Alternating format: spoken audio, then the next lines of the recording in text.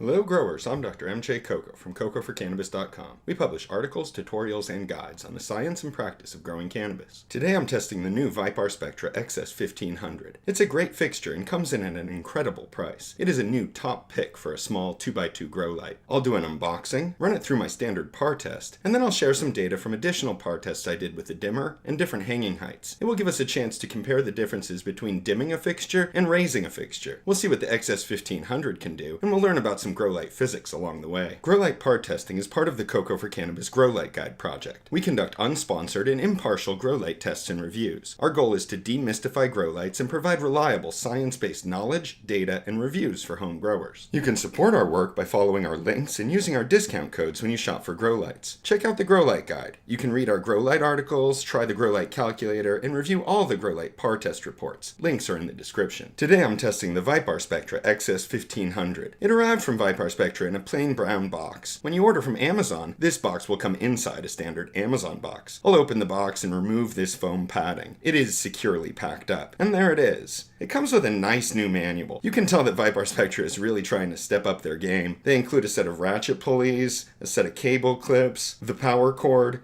and then the lamp itself. It is a small but solid fixture, and I like the color already. I'll pick it up and slide it out of this protective bag. A few months ago I tested the P1500 from the ViparSpectra Pro series. I thought it was a great little light for seedlings, small and with a convenient dimmer, so I kept it and just ran my first seedlings through with it. It was great. This XS series is an upgrade from the Pro series fixtures. Both model lines are full spectrum quantum board style fixtures. They both have these ribbed aluminum heat sinks which seem to work well to dissipate the heat. They both have IP65 waterproof coating on the diodes, and they also both have convenient dimmer on the side of the fixture. The XS series replaces the Pro series as the top line from ViparSpectra. They feature upgraded LED diodes and a more efficient driver. I'll tell you more about them as we get it set up in the testing rig. The XS1500 is really convenient and easy to use. They provide these cables with clips to help hang it up, but really they are too long, so I just use one on each side and then attach the ratchet pulleys. It's great that they include all the hanging hardware, and it takes all of about 1 minute to set up. The XS1500 is the smallest fixture in the XS line. They also offer an XS2000 and an XS4000. This XS1500 is a light little fixture and easy to raise up with the pulleys. One of the main upgrades for the XS series is the Meanwell driver. Meanwell drivers are among the most efficient in the industry, and it's awesome to see them on fixtures in this price range. This driver is one of the main upgrades from the P series. Another nice upgrade is the color. I'm not a big fan of the green on the Pro series, but this silver finish on the XS series looks great. It is a small fixture, but it looks and feels like a professional light. I'll connect the power cord and plug it into the power meter. The other major upgrade for the XS series is the LED diodes. Let's bring them to life. The Pro series uses Sanan diodes, and the XS series uses the industry-leading Samsung LM301B chips. They also include some 660 and 730 nanometer red chips. Look at those beautiful diodes. It's a great time to be an indoor gardener. Fixtures with these components used to be cost prohibitive for most growers. Just in this year, we've seen the prices for fixtures with Meanwell drivers and Samsung chips really come down. Brand new growers on limited budgets can now afford to get top quality components and efficient fixtures. To see how efficient this new XS1500 is, we'll have to run a par test. But I have to let the diodes warm up and stabilize before we do that. While we're waiting, let's check out the ViparSpectra website and see what they have to say about this XS1500. Alright, here we are on the ViparSpectra website, on the product page for the XS1500. I want to see what they say about the price, the power draw, and the photon flux. They have the XS1500 listed for only about $160. This is a great deal, but it gets better. They sell primarily through Amazon, and I have a special Amazon discount code to pass along. Through the end of the year, you can get 20% discount on the XS1500 using discount code XS1500 Coco on Amazon. That brings your cost down to less than $130. We also have Amazon discount codes for the XS2000 and XS4000. Be sure to check out the Coco for Cannabis Grow Light Guide when you shop for grow lights. Let's look for some PPF and power info. Down here they claim a photon efficiency, a PPE, of 2.7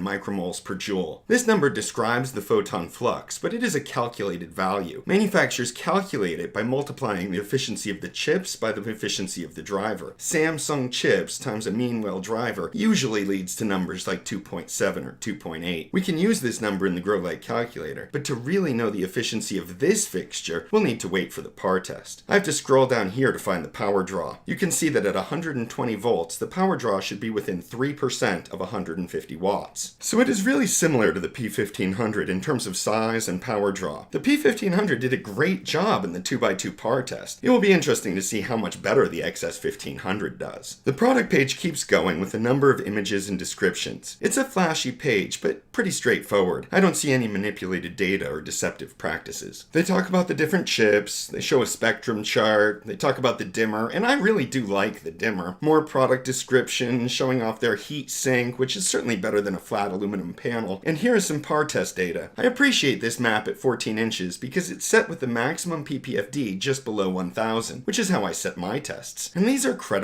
numbers. They do not seem to be inflated or otherwise manipulated, and it's a great 2x2 par map. You can see here that they are suggesting it for 2x2 coverage, and based on the numbers, that's what our testing protocol calls for too. Before we set up the 2x2 par test, let's run these numbers through the grow light calculator. Here we are at the Coco for Cannabis grow light calculator. This is our tool to help growers analyze grow lights. It works with any light. You can take manufacturer data like we gathered from ViparSpectra, and the calculator will estimate what the fixture will actually produce in your grow space. I'll enter the data about the XS1500. Later, we can compare the calculator estimates to the measured results of my par test. The power draw is 150 watts. When you use our discount code on Amazon, the cost will be about $130, and we need to enter PPF data. Most manufacturers publish calculated PPF values, but the calculator can handle different types of PPF data. If we had data from an integrating sphere test, we would select total PPF, and if we measure the PPF in a field test, it would be usable PPF. As we discussed, the data we got is like most manufacturer data. It is calculated. ViparSpectra calculates a photon efficiency of 2.7 micromoles per watt. Wow. These are some really impressive numbers from that little light. 297 micromoles of usable PPF? We only need 260 to fully light a 4 square foot space. A usable photon efficiency of 1.98 is elite, and the cost is estimated at only 44 cents per micromole. The calculator rates this for 4.6 square feet and suggests we could harvest up to 8 ounces with it. These are really great numbers, but they're based on the 2.7 efficiency that ViparSpectra reports. If the light performs anywhere close to this in the par test, then it will really impress. We might be looking at our new top recommendation for entry-level grow lights, but to really know what the XS1500 can do, we need to run that par test. First, I need to create a 2x2 test area with my mylar walls. Well set up grow spaces eliminate overspill and reduce reflective losses. To get a good estimate about how a grow light works in an actual grow space, we need to use mylar walls. Once the walls are in place, I work to center the fixture within the enclosure. You know, oftentimes when you see a par map that is out of balance, you might assume that the fixture is not distributing the light evenly, but I've done this enough that I suspect the fixture was not hung properly. If it's a little twisted or off center, then you will see that in the par map. So I take care to make sure it is as centered, even, and level as possible. Once I get the fixture centered, I add the quantum sensor and use it to set the hanging height. I use an Apogee SQ500 quantum sensor, and I will raise or lower the fixture until the maximum PPFD is at or just below 1000 micromoles per square meter. Once I get close, I move the sensor around to verify that I measure the maximum PPFD, and then I have to ensure that all 4 corners are the same height above the canopy, and that the fixture is still perfectly centered in the test space. I think I finally got it here. The hanging height is 36.5 centimeters above the top of the sensor, 14.5 inches, and the maximum PPFD is exactly 1000 micromoles per square meter. Alright, let's run the par test. To do a par test, I will measure the PPFD in the center of each square in the grid. This shows us the distribution of photon densities in a par map, and we can use the average density to calculate the total number of photons that reach the canopy. We call that the usable PPF. If you're curious about any of the equipment, methods, or metrics that I use in the par test, I encourage you to read our grow light testing protocol and the other resources in our grow light guide. Since this is a small light, it's a quick test. Let's take a look at the par map. This is really an excellent 2x2 par map. The entire surface area is covered in high density light, perfect for growing cannabis. There are no values above 1000, which could harm the plants, but the whole center region here is above 900, which is excellent. The corners are lower than the rest of the map, but the lowest value is 630 micromoles per square meter, which is excellent for a corner. Remember, the XS1500 is an upgrade from the P1500. I tested the P1500 a couple months ago. Let's see how that par map compares. The P1500 par map here is great too, but you can see it's just not as good. The P1500 is above 500 everywhere, but the edges are mainly below 700 micromoles. In the XS1500 par map, the PPFD values are higher in every single square in the grid. There's more light to work with, and the XS1500 spreads it around to the whole canopy. The P1500 is good. I'm still keeping it for my seedlings, but the XS1500 is clearly better. This is close to a perfect par map. You wouldn't need or even want more light in a 2x2 space. Let's run the numbers. As we discussed, the hanging height was 36.5 centimeters. The maximum PPFD was 1000 micromoles per square meter, and during the test I measured a power draw of 153 watts. The average PPFD across this par map is 776.9 micromoles per square meter. We recommend a 700 average, so this is excellent. An average PPFD of 776.9 micromoles per square meter across a test area that is 0.36 square meters means that the XS1500 delivered a usable PPF of 279.7 micromoles. We can divide that by the wattage to determine the photon efficiency. In this test, the XS1500 had a usable photon efficiency of 1.83 micromoles per watt. This is great, but it is a little lower than we had estimated. Let's take this data back to the Coco for Cannabis Grow Light calculator. Alright, you can see the estimated data is still here in the calculator on the left. We could enter the data from the par test in this calculator too. When you use par test data in the calculator, it would be usable PPF. But we load all our tested fixtures in the preloaded calculator here on the right, and I already added these results for the XS1500. You can see the 153 watts that I measured, and the 279.7 micromoles of usable PPF. You can find our discount codes and shopping links in this pop-up. Shop on Amazon and use discount code XS1500COCO. Currently with that code, the price is about $130. Alright, in my test, the XS1500 had a usable photon efficiency of 1.83